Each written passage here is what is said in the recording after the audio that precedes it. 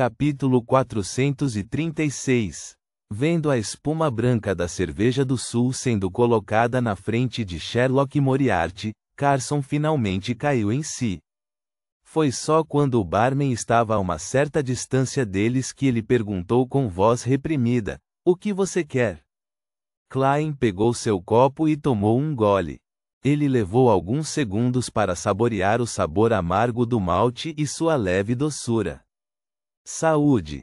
Ele olhou de soslaio para Carson e sorriu antes de levantar o copo. Sem hesitar, Carson balançou a cabeça e recusou a oferta, resmungando: "Você tem cerveja, enquanto eu tenho um destilado forte. Não é adequado para um brinde." Klein estava apenas fingindo, então mais uma vez tomou um gole de sua cerveja, olhou para frente e riu. "O que eu quero é muito simples. Não tenho certeza do que há dentro da tumba, então só posso descrevê-la vagamente. Bem, espero poder escolher um item dos despojos de sua exploração da tumba. Não sou ganancioso e meu pedido não envolverá itens de alta sequência. Eu não ousaria aceitar mesmo que fosse uma das opções. Se você não encontrar nada ou houver apenas itens de alta sequência, não quero nada. Claro, acredito que, quando isso acontecer, você não seria mesquinho em me dar uma quantia em dinheiro compatível com minha contribuição." Depois de ouvir sobre a tumba da família Amon da senhorita Sharon ontem, ele fez planos aproximados. O primeiro plano era soprar o apito de cobre, entrar em contato com o Sr. Azik e unir forças para explorar a tumba. No entanto, havia muitos problemas potenciais com este plano. Em primeiro lugar, ele não tinha certeza da quantidade de força que Azik, que ainda estava no meio de encontrar suas memórias perdidas, havia recuperado. Em segundo lugar, Azik estava sendo perseguido pelo MI9, então era muito fácil para ele e Azik se meterem em problemas. Em terceiro lugar, havia uma grande chance de Klein acabar reaparecendo na mira do artefato selado 008 mais uma vez. Claro, ele também poderia considerar usar a ajuda da névoa cinza para fazer contato ou embarcar na expedição. No entanto, soprar o apito de cobre acima da névoa cinza impossibilitava a convocação do mensageiro, portanto, encerrando todos os seus planos subsequentes. Mais importante, Klein não se atreveu a revelar o segredo do espaço acima da névoa para Azik Eggers, cuja identidade permaneceu um mistério. Portanto, finalmente escolheu o segundo método, que era usar sua identidade como informante para enviar as informações à mente coletiva da maquinaria e pedir uma recompensa razoável. Quando se trata do número de Beyonders de alta sequência, qual facção poderia ter mais do que as 7 igrejas? De acordo com o que Klein sabia, havia cerca de 10 Beyonders de alta sequência na Igreja da Deusa da Noite Eterna. Em outras palavras, quase metade dos 13 arcebispos e 9 diáconos de alto escalão haviam alcançado ou ultrapassado a sequência 4. Isso sem contar o adorador da deusa, o Papa que dirigia a igreja. Mesmo que a situação da Igreja do Deus do Vapor e da Maquinaria fosse inferior nesse aspecto, não poderia ser tão inferior. O arcebispo da diocese de Backlund, Oramik Haydn, era um Beyonder de alta sequência. E como tal, para uma igreja ortodoxa, com todos os seus recursos acumulados até hoje, não valorizaria muito os itens de média sequência. Klein acreditava que poderia negociar um preço razoável. Simplificando, o elemento central do segundo plano era encontrar uma organização para qualquer dificuldade. Ao ouvir a oferta de Klein, Carson parou por um segundo e então deixou escapar: "Você não acredita em Deus?" "Sempre tive a deusa em meu coração." Klein desenhou um emblema sagrado triangular em seu peito. "É por causa de minha crença em Deus que contei esta informação a você, não aos falcões noturnos através do Sr. Stanton. Deus disse para deixar aqueles que desejam ser fortes, sejam fortes. Só ficando mais forte e tendo mais dinheiro posso ter mais acesso a diferentes canais e recursos e, assim, fornecer informações melhores e mais eficazes. Para convencer a mente coletiva da maquinaria, ele passou especificamente a manhã lendo a Bíblia do Vapor e da Maquinaria que havia comprado anteriormente. Ele então encontrou algumas frases da divindade que atendiam aos seus requisitos e as memorizou. Carson foi momentaneamente incapaz de fornecer uma réplica. Ele apenas ficou ali sentado, atordoado, a ponto de esquecer de beber. Vendo isso, Klein acrescentou rapidamente: além disso, isso ajudará você a estabelecer um relacionamento harmonioso e eficiente com os informantes da nova geração.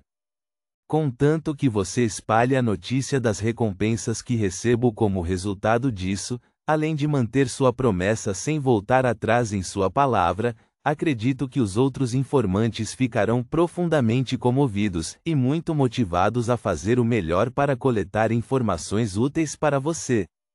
Claro, desejo que você use meu pseudônimo ao anunciar isso. Carson ouviu com uma expressão impassível, pegou seu copo e bebeu um gole. Ele quase engasgou. Coffee.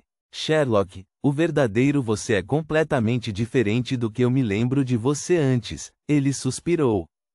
O detetive Sherlock Moriarty em suas memórias era bom em análise e raciocínio, era extremamente calmo e educado e, com grande senso de justiça, havia oferecido conselhos muito eficazes. Ele era um excelente crente em Deus. No entanto, agora, ele estava. Klein tomou um gole de sua cerveja e riu. Todo mundo tem seus lados diferentes. Usar uma única personalidade para enfrentar tudo está sujeito a erros. Este é um problema ao qual você deve prestar atenção ao fazer deduções. Depois de se acalmar por um momento, Carson se levantou e disse: não tenho o direito de concordar com tal pedido. Vou falar com meu superior imediatamente, então espere aqui um pouco. Tudo bem. Klein acenou para o barman e acrescentou uma porção de fatias de batata. No momento em que terminou sua comida e cerveja, Carson voltou ao bar com o diácono da mente coletiva da maquinaria, e Câncer Bernard.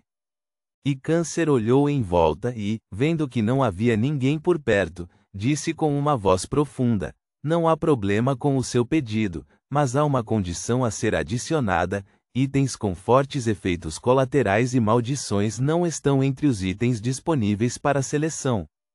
O que eu quero é um ingrediente. Klein imediatamente riu.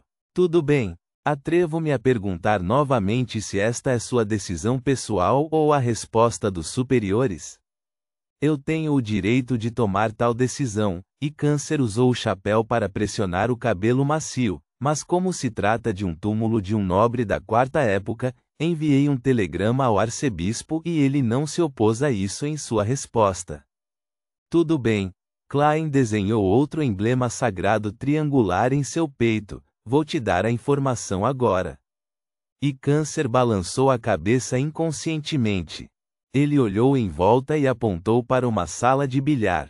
Vamos conversar lá dentro. Este diácono, que é sempre julgado publicamente pelo espelho chamado a Rhodes, é bastante experiente. Klein murmurou e seguiu e Câncer e Carson até a sala de bilhar, certificando-se de que as salas adjacentes estavam vazias. Klein fez uma pausa por alguns segundos e disse com alguma deliberação: o fato é que havia um Beyonder que encontrou uma tumba escondida na foz do rio Stratford na Vila do Penhasco Branco. Ele vasculhou a periferia e encontrou alguns itens. Depois disso, recrutaram pessoas e fizeram mais explorações, mas ninguém voltou. Se você procurar com cuidado por lá, com certeza encontrará os vestígios correspondentes. Depois de ouvir atentamente, e Câncer perguntou: tem certeza de que é uma tumba de um nobre da quarta época? Os itens do lado de fora podem provar que são membros da família Amon da dinastia Tudor, Klein respondeu com sinceridade. Ele então o avisou: os Beyonders que morreram lá não eram fracos, e havia mais de um ao mesmo tempo explorando. Acredito que esta tumba não seja algo que possa ser explorado por aqueles abaixo dos Beyonders de alta sequência. Amon, e Câncer franziu a testa instintivamente. Podia-se ver que, como diácono, ele tinha autoridade para conhecer alguma história secreta antiga. Sem esperar que Klein enfatizasse novamente, ele ergueu os olhos e disse: "Vamos coletar as informações relevantes antes de agirmos. Uma tumba aristocrática da quarta época é muito perigosa. Não conte essas informações a mais ninguém, nem as explore você mesmo. Caso contrário, você e seus amigos só perderão suas vidas. Se eu ousasse, não estaria sentado aqui." Klein deu uma risada autodepreciativa e disse: "Minha reputação sempre foi boa." Depois de fechar o negócio, ele observou Câncer e Carson saindo antes de colocar o chapéu e sair do bar da sorte. Em relação aos nobres da quarta época, bem como a família Amon, a mente coletiva da maquinaria ainda será muito cautelosa. Eles terão que ter pelo menos vários dias de preparação antes de agirem. Prudência. Os pensamentos aleatórios de Klein congelaram em uma única palavra. Ele pensou em outra coisa que poderia ser descrita como prudente. Depois que Roselle se juntou à antiga organização suspeita de ser a Ordem Eremita do Crepúsculo, ele nunca mencionou seu nome em seu próprio diário secreto, escrito em chinês. A cada vez, ele se referia a si com as características apropriadas. Esse nível de prudência era um fenômeno muito suspeito. Por que o imperador Roselle não se atreveu a mencionar o nome dessa organização, mesmo quando escrito em chinês? Isso é completamente diferente do estilo de escrita em que ele ousava escrever qualquer coisa em seu diário. Do que ele tinha medo ou com o que estava preocupado? Será que, desde que ele dissesse ou escrevesse o nome da Ordem Eremita do Crepúsculo, eles seriam informados disso, independentemente do idioma que ele usasse? Um de seus membros ou um artefato selado que eles possuem possui tais habilidades? Um palpite surgiu na mente de Klein, mas não havia como confirmá-lo, a menos que ele estivesse disposto a correr o risco. Vou primeiro assumir que é verdade e que não fui percebido por eles, porque a canalização do espírito do apóstolo do desejo foi feita acima da névoa cinza. Informar a senhorita. Justiça também foi feito em resposta a uma oração usando a névoa cinza. Bem, é quase segunda-feira, e eu tenho que lembrar a senhorita. Justiça no clube de tarô para não dizer ou escrever o nome Ordem Eremita do Crepúsculo. Quanto ao motivo, ela pode entender sozinha comigo simplesmente dando uma olhada. Klein rapidamente fez seus próximos arranjos e saiu do bar da sorte. Vendo que ainda era cedo, ele pegou uma carruagem para o clube Kelag, pretendendo passar a tarde lá. Assim que entrou no salão, viu o professor de hipismo, Talin Dumont. Este descendente de sangue azul estava sentado em um canto, segurando um copo de vinho de uva escarlate. Seu rosto estava rosado, e ele estava bebendo em alto astral. "Você parece estar de bom humor, Talin." Klein sorriu e o cumprimentou. Talin riu e disse: "Porque o ano novo está chegando." Então, bastante animado, ele perguntou: "Sherlock, você sabe o que é realmente gostar de alguém?" Klein mostrou um sorriso falso. "Sinto muito, ainda estou solteiro." Talin terminou o resto do vinho, levantou-se, acenou com a mão e disse: "Que pena. Bem, eu tenho que me ocupar. A propósito, obrigado por apresentar o Sr. Framis Cade." Klein relembrou o investimento do projeto da bicicleta e expressou sinceramente sua gratidão. "Quando você está livre hoje em dia? Eu gostaria que você me levasse para provar algumas das iguarias de Backlund." Depois do ano novo, Talin colocou o chapéu e caminhou com um sorriso para o salão de recepção. Este sujeito entrou na estação do amor? Klein não pôde deixar de murmurar. Assim que ele se virou e deu alguns passos, de repente ouviu um baque forte. Klein virou a cabeça para trás e viu Tallinn Dumont no chão, a mão esquerda apertada com força no peito, onde estava o coração. Seu corpo estava convulsionando sem parar.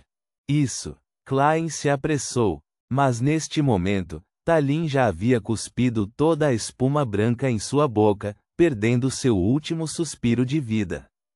Em apenas alguns segundos, ele se transformou em um cadáver morto. Ponto.